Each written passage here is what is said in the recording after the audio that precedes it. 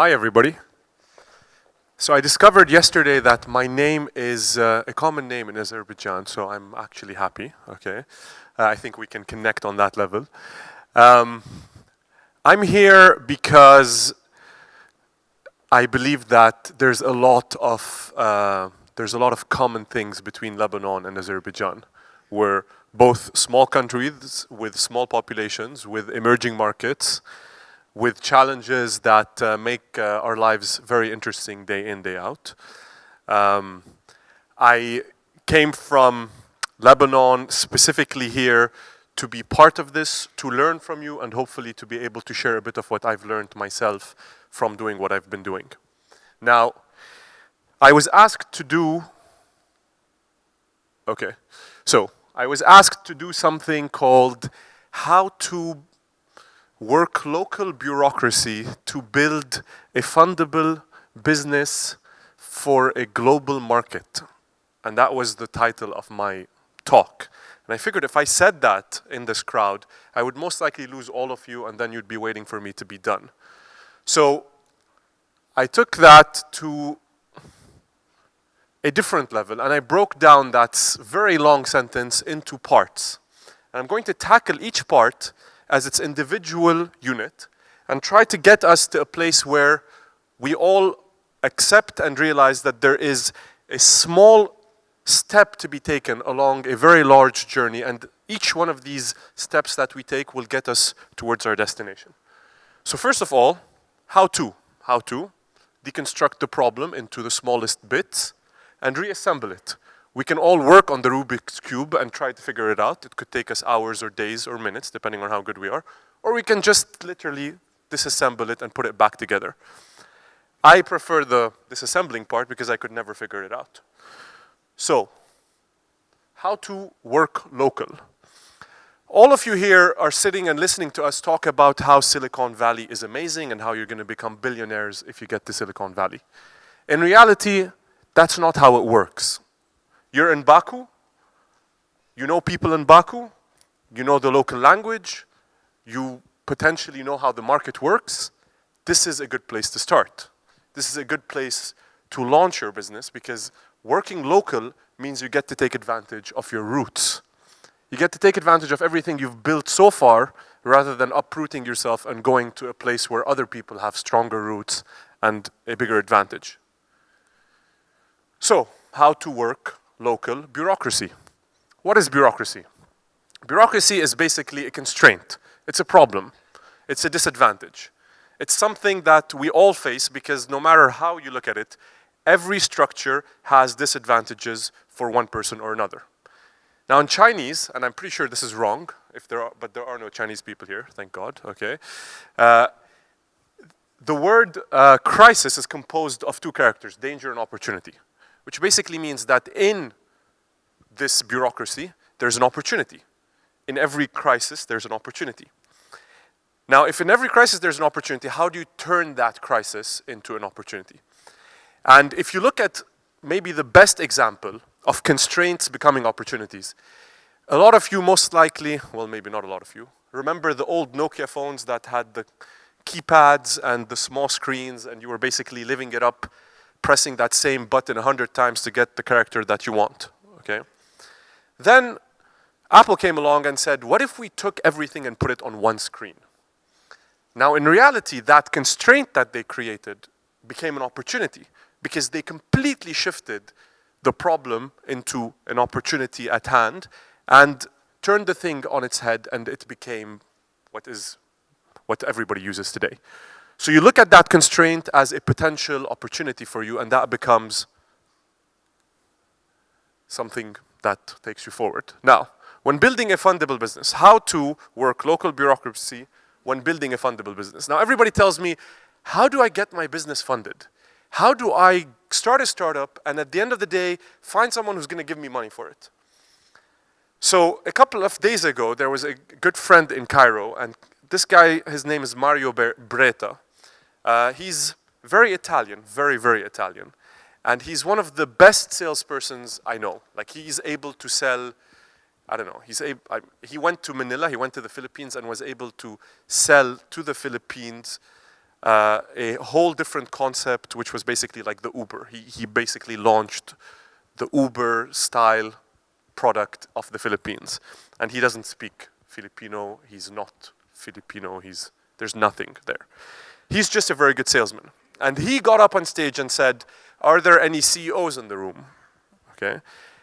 And many people said they were CEOs. And then he said, are there any salesmen in the room? And half of the people who said they were CEOs raised their hand and said they were salesmen. The problem in that is that every CEO is a salesman. And I'm quoting Mario.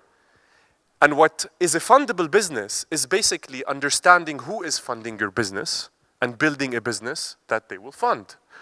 So if you're going to go and build a startup that no investor in your particular market or in your particular ecosystem is interested in funding, you are not going to be building a fundable business. It's as simple as that.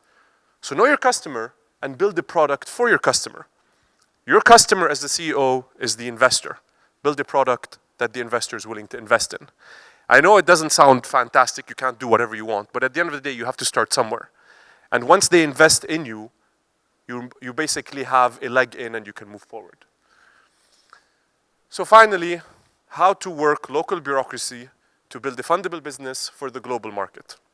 And this is where a lot of people come to me and say, how are you able to build something big enough or worthy enough in Lebanon? It's 4 million people, what's the point? And my response to that is, size matters, yes, but relative size matters more.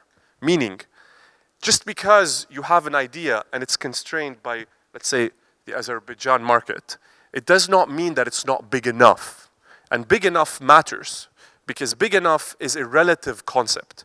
If everybody starts with the idea, I want to change the world, there's a very good chance that nobody's going to change the world because it's too big of an idea. So start small enough that you can manage it, but large enough that it is relevant. And, well, that's what we're trying to show on that slide. Once you have traction in this space that you are able to look at, your bigger vision will be your guiding star towards the destination you're getting at. So use the small steps, the relative size of what you're doing, to navigate the waters, okay, as you are going towards that destination, which is your North Star. So finally, when we put this entire sentence together, which is how to work local bureaucracy to build a fundable business for a global market, it's like connecting dots.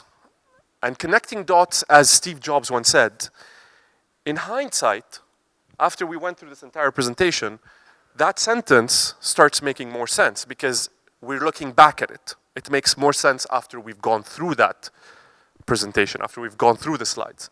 What Steve Jobs said is, once you break something down into dots and then you connect those dots in your life, in hindsight, looking back, it will all make sense. But the driving force, and this is something that differentiates an entrepreneur from a non-entrepreneur, the driving force behind that is your gut. It's what you feel. It's what wakes you up in the morning and brings you to sit down here and listen to someone speak in English, and you can maybe make out all the words, maybe not, but you're gonna go through that experience, okay? Because your gut tells you that this moment is going to be relevant sometime in the future. You don't know how, it's not 100% clear, but this moment, when you connect all the dots in the future, is going to make a difference. And what this brings us to is, yes, you have constraints, yes, you have problems, yes, your market may be too small, think of it relatively, work local so you can take advantage of what you know, but at the end of the day, there's a driving force which is your gut, and that's what you need to use to keep you moving forward. And to wrap things up, to give you an idea how this all comes together, 5 years ago, I founded the first accelerator in Lebanon. And I founded that with basically practically no money, very small environment, very small economy. And I was like, fuck it, I'm just gonna do this. So I did it. And I raised some money, and I started this startup. And this startup was an accelerator, and the idea was, let's bring entrepreneurs from all around the world to Beirut. I don't know what you know about Beirut. And let's create global startups. And we did that successfully, but unfortunately, crisis hit, Syrian civil war, we had a lot of car bombings in Lebanon, So the accelerator had to be shut down. But the 6 startups that survived our accelerator went on to present to the Central Bank of Lebanon. And those 6 startups inspired the governor of the central bank to create a sovereign fund to invest in startups. Now that sovereign fund took Lebanon from a company with no startup capital, nobody's willing to put money in startups, to a company that has so much startup capital, $500 million for a population of 4 million, that it is now cash rich. Anybody who has a startup can now get it funded. Now, looking back, I can say very comfortably that that accelerator was worth it. But at the time when I was shutting it down, to me it was like, oh my God, I just spent 2 years of my life and I failed miserably. Okay? But in reality, my gut kept on telling me, no, keep on going, keep moving forward. So take that as something that could possibly inspire you. Just because you're going to meet challenges and you're going to have a lot of obstacles get in your way and destroy maybe part of your dreams, eventually it all comes together as long as you're moving forward, as long as you don't give up, as long as you don't say, I quit and go and become someone's corporate slave, okay? Stay strong and great to have you here. Thank you. Yeah. Okay, guys, so we have a couple of minutes. So if you have some really good questions for Samer, anybody? Don't be shy. Anybody have questions? Questions. Okay, here we go. Great speech. Thanks. Samer, just wanted to know how's basically the accelerators running right now in Lebanon? How's everything going on that side? Okay, so after I wound down my accelerator, I swore I would never run an accelerator again, okay? And so at the moment we have 2 accelerators in the making in Lebanon, as in they are starting to ramp up. The sovereign fund that we created was created in 2013, but only started becoming active in 2015, so in January. So I'm anticipating by April, May, we're going to have 2 full-on accelerators that are accepting startups from all around the world. And what I found to be very interesting is that I don't know what the relationship is, but the Arab world with Central Asia, Caucasus, and Southeast Asia are all connected because there's this common culture that derives itself from Islam, okay? And so I found a lot of the countries in this vast region to be very interested in collaborating and exposing themselves to one another because you feel a little more at home than going to a country that has a completely different culture. So you're all welcome to come and reach out. I'm here. If you're interested in the accelerator programs, I can connect you with the right people there. And that's all I can say at the moment about the accelerators. Great. Any other questions? Yeah. One more question. Up front here. Good morning, Sama. Just a question. The thing is, you said that it being a sovereign fund, right? So they're invariably government, so to speak. I understand it when it's a private investor, say. What differences would that have in terms of like how, suppose you're having the government as a partner in your business. It turns out that's how it seems like when you're investing it. What are the differences there? I mean, surely there has to be some more bureaucracy involved or something, some sort of factor that differentiates from a private investor to the sovereign fund. I mean. Okay, so let's take a very, very, very large step back. How do you think Silicon Valley came about? I have no idea. So Silicon Valley was basically a lot of Department of Defense money from the US government that was pushed into a part of the US that had a cluster of very good universities. And between all that DoD money and the universities and the quality students, they created an environment where investing became very, very active, very interactive. What do you think happened in Israel? What made Israel so significant as a startup economy? The universities are same thing. Yeah. Defense budget, universities, skilled labor. Okay, so very few ecosystems are born without government intervention. Usually, what differentiates a good ecosystem from a bad ecosystem is what quality the government intervention is. Now, luckily, the government intervention in Lebanon has been structured in a way to avoid government participation direct government participation. So it's more like we will make sure you're compliant so you don't go and steal the money and set up, a shop in Hawaii or somewhere. But effectively, what the government is doing is providing money to entities that are private entities as guarantees for the investment. So I'm going to give you, you're going to put $1 in my startup, okay, and the central bank is going to give you 75 cents for every dollar you give me. So your risk is only 25 cents. All right. That way, the government is involved, but not directly, and therefore they're not going to come and ask you, what are you doing, and waste your time and all that. So that's how we're doing things. So indirect kind of thing. Yeah, most governments intervene indirect because it's just too much overhead. Like, I don't know how it's like here, but it just takes way too much time to get the government to do anything.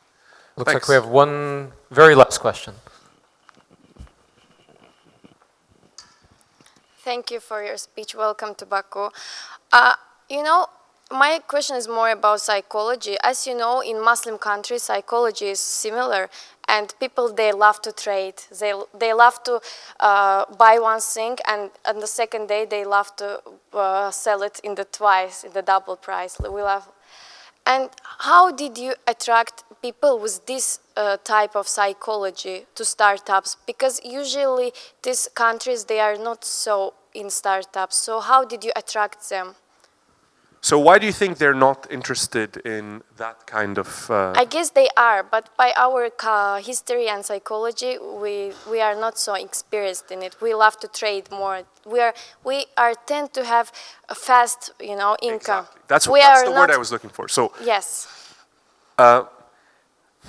If you look back a thousand plus years ago, Muhammad was one of the most prominent entrepreneurs. Okay, yeah. But it was short-term entrepreneurship. Exactly. Okay, so I'm gonna buy, I'm gonna sell. Exactly. It's a short-term transaction. In Lebanon, everybody's an entrepreneur. Everybody has Same as a here. pub, a nightclub. Why? Because in 1 year, if I make an investment, in 1 year I'm gonna get a return on my investment. What we're trying to do now is we're trying to tell people, listen, it's not gonna take you 1 year. It's gonna take you 5 years. Exactly. Okay. But how do we help people make that shift? We tell them, in 1 year, nobody's going to support you. As in, if you're going to open a nightclub, you're going to take the risk, and the risk is on you. But if you open a startup, we will support you with that risk. We will de-risk your startup. And by being there to support you, that 1 year that you're willing to take that risk will allow the risk profile of your 1 year will be transferred to the 5 years because there's someone standing beside you telling you, I'm going to be here throughout this journey. If you fail, I will support you. If you fall, I will help you up. And so the 5-year journey feels a lot shorter, a lot easier, a lot more manageable. I think it really comes back to the risk profile. As long as I don't feel it's taking forever and I'm not getting anywhere, I will be a lot more willing to jump in head first and participate. Thank you very much. No problem. Great, thank you. Thank you for the good questions. Thank you, Summer. Big round of applause. Thank you.